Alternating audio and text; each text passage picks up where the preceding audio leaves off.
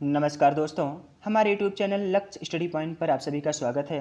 बात करते हैं आज भौतिक विज्ञान के कुछ महत्वपूर्ण क्वेश्चन की, जो चैप्टर नंबर 9 सरल लोलक तरंग गति एवं ध्वनि पर आधारित होगा। यदि आपने इससे पहले का वीडियो नहीं देखा है तो आप चैनल के प्लेलिस्ट में जाकर उस वीडियो को देख सकते हैं, अन्यथा आपको उस वीडियो का लिंक इस वीडियो के प्लेलिस्ट में मिल जाएगी, डिस्क्रिप्शन बॉक्स में मिल जाएगा। यदि चैनल पर नए हो तो चैनल को सब्सक्राइब कर लें, साथ ही साथ बेल आइकन को प्रेस कर दें ताकि आने वाली ऐसे न्यू वीडियो का नोटिफिकेशन सबसे पहले आपके पास पहुंचे। तो पूछा गया पहला सवाल है, घड़ी की सुइयों की गति होती है, तो इसका सही जवाब होगा ऑप्शन नंबर ए, आवर्त गति। जो घड़ी की सुइयों की गति होती है आवर्त गति। जानते हैं आवर्त गति होती क्या है। जब कोई पिंड या कण किसी निश्चित बिंदु के उसके चारों ओर एक वृत्तीय मार्ग पर गति करे और उस गति को पुनः दोहराती रहे तो उस गति को हम कहते हैं आवर्त गति। चलते हैं अगले क्वेश्चन पर। अगला क्वेश्चन है, एक कण 20 सेकंड में 10 कंपन करता है तो इसका आवर्तकाल कितना होगा। तो हम जान लेते हैं पहले आवृत्ति क्या होती है। तो आवृत्ति बराबर होती है दोलनों की संख्या बटा लगा समय, चक्रों की संख्या बटा लगा समय, कंपनों की संख्या बटा लगा समय अथवा साइकिलों की संख्या बटा लगा समय। आपको क्वेश्चन किसी भी टर्म में मिल सकता है। यहाँ पर कंपन दिया है, चक्कर हो सकता है, दोलन हो सकता है और यहाँ तक कि वह साइकिल भी हो सकती है। तो पूछा गया है यानी कि जो आवृत्ति होता है दोलनों की संख्या बटा लगा समय, तो हो जाएगा 10/20, क्योंकि लगा समय 20 सेकेंड है, हो जाएगा 1/2। पूछा गया आवर्तकाल। हम ये भी जानते हैं कि जो आवर्तकाल होता है वह आवृत्ति की व्युत्क्रम के बराबर होता है, तो आवर्तकाल t बराबर हो जाएगा 2 सेकेंड के बराबर, यानी कि इसका सही जवाब होगा ऑप्शन नंबर ए, 2 सेकेंड। चलते हैं अगले क्वेश्चन पर। अगला क्वेश्चन है, सरल आवर्त गति करते हुए एक कण की साम्य स्थिति से 4 सेंटीमीटर दूरी पर त्वरण 16 सेंटीमीटर स्क्वायर है, इसका आवर्तकाल होगा। तो हम जानते हैं आवर्तकाल जो सरल गति में होती है आवर्तकाल t बराबर 2 पाई अंडर रूट विस्थापन यानी कि डी बटा त्वरण यानी कि अल्फा। यहाँ पर दिया है अल्फा का मान 16 और विस्थापन का मान 4। यहाँ पर वैल्यू पुट करेंगे तो 2 पाई अंडर रूट डी यानी कि 4/16, 4 से 16 कटेगा 4 यानी कि 1/4। जब अंडर रूट से बाहर निकले 1/2, 2 से 2 कैंसिल आउट यानी कि बचेगा टी बराबर पाई सेकेंड। अब पाई की वैल्यू होती है 3.14 सेकेंड के बराबर, तो इसका सही जवाब होगा ऑप्शन नंबर ए, 3.14 सेकेंड। चलते हैं अगले क्वेश्चन पर। अगला क्वेश्चन है, अस्पष्ट प्रतिध्वनि सुनाई पड़ने के लिए ध्वनि का परावर्तन करने वाली सतह को श्रोता से कम कितनी दूरी होनी चाहिए। तो इसका सही जवाब है ऑप्शन नंबर बी, 11 मीटर की होनी चाहिए। चलते हैं अगले क्वेश्चन पर। अगला क्वेश्चन है, सरल आवर्त गति किस भौतिक राशि के संरक्षण पर आधारित होती है। तो इसका सही जवाब है ऑप्शन नंबर सी, आवर्तकाल, क्योंकि सरल आवर्त गति में आवर्तकाल टी बराबर होता है 2 पाई अंडर रूट विस्थापन यानी कि डी बाई त्वरण अल्फा।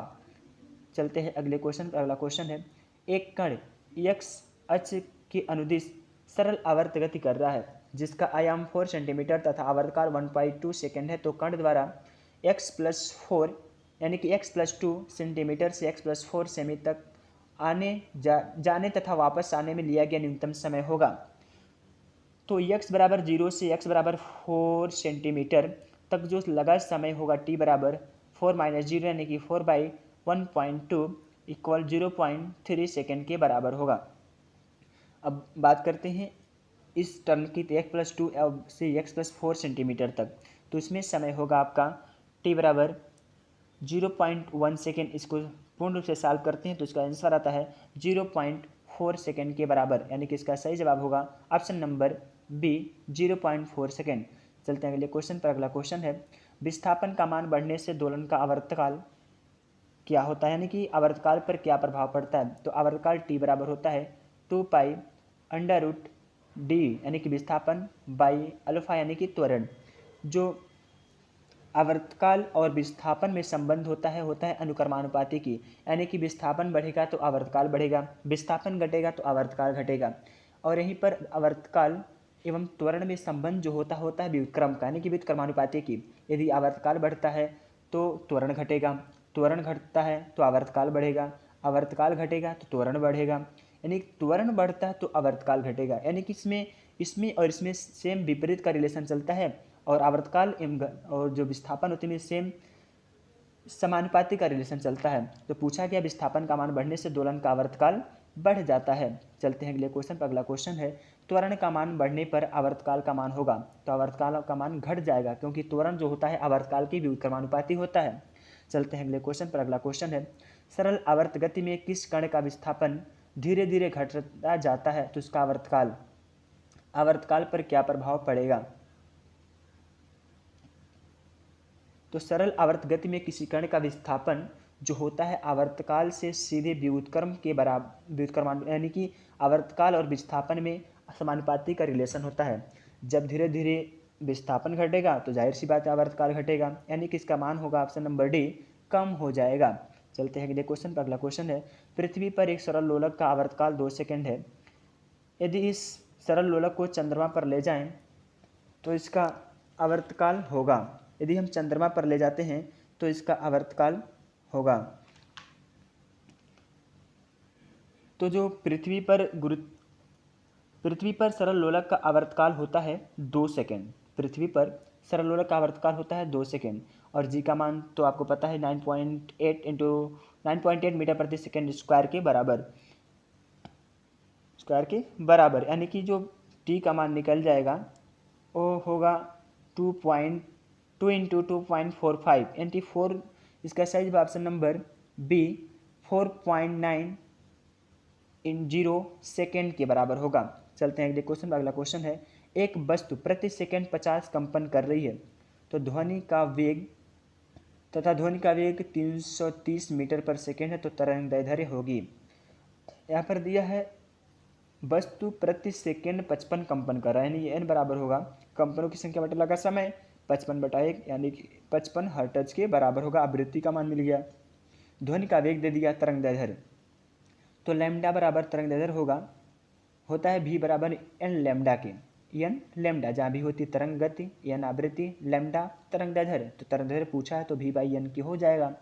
तो v का मान आपको यहाँ से मिलता है 330 होल डिवाइडेड बाई 55। 11 से काट देते 11 5 55, 11 3 33 यानी कि 30 यानी कि 5 6 का 30। इसका सही जब होगा ऑप्शन नंबर डी 6 मीटर के बराबर होगा। चलते हैं अगले क्वेश्चन पर। अगला क्वेश्चन है एक स्वरित्र की आवृत्ति 250 कंपन पर सेकेंड है तो स्वरित्र से उत्पन्न तरंग का आवर्तकाल होगा कंपन पर सेकेंड, यानी कि आवृत्ति आपको मिल गई है कंपन पर सेकेंड 250। अब पूछा गया है आवृत्ति यानी कि आवर्तकाल t बराबर 1/250 होगा। यदि हम इसको डिवाइड करते हैं 1/250 को तो इसका सही जवाब बन जाता है ऑप्शन नंबर बी 0.004 सेकेंड के बराबर। चलते हैं अगले क्वेश्चन पर। अगला क्वेश्चन है किसी धागे से 25 ग्राम का लोलक लटकाने पर आवर्तकाल 3 सेकेंड है। यदि 25 ग्राम के स्थान पर 50 ग्राम का लोलक लटकाएं तो आवर्तकाल पर क्या प्रभाव, यानी कि आवर्तकाल होगा।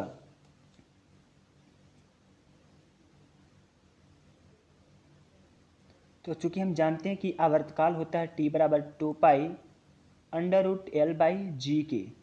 अब इससे स्पष्ट होता है कि आवर्तकाल का मान वस्तु के द्रव्यमान पर निर्भर नहीं करता, यानी कि इसका आवर्तकाल 3 सेकेंड है तो इसका सही जवाब ऑप्शन नंबर सी 3 सेकेंड ही होगा। चलते हैं अगले क्वेश्चन पर। अगला क्वेश्चन है सरल लोलक में जब विस्थापन आयाम के बराबर हो तो गतिज ऊर्जा होती है। सरल लोलक में जब आयाम विस्थापन के बराबर हो जाती है तो इसका सही जवाब होगा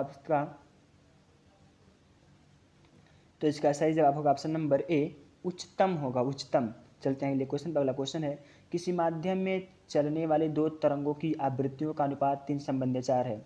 इन तरंगों के तरंग दैर्ध्यों का अनुपात आवर्तकालों का अनुपात निकालना है, यानी आवृत्तियों का अनुपात 3/4 है तो आवृत्ति जो होती हैं आवर्तकाल की व्युत्क्रम के बराबर होती हैं, यानी कि आवर्तकालों का निकाले T1/T2 तो बन जाता है N2/N1 यानी कि एक आंसर होगा इसका 4/3 यानी कि 4 संबंधित 3 के बराबर एक आएगा।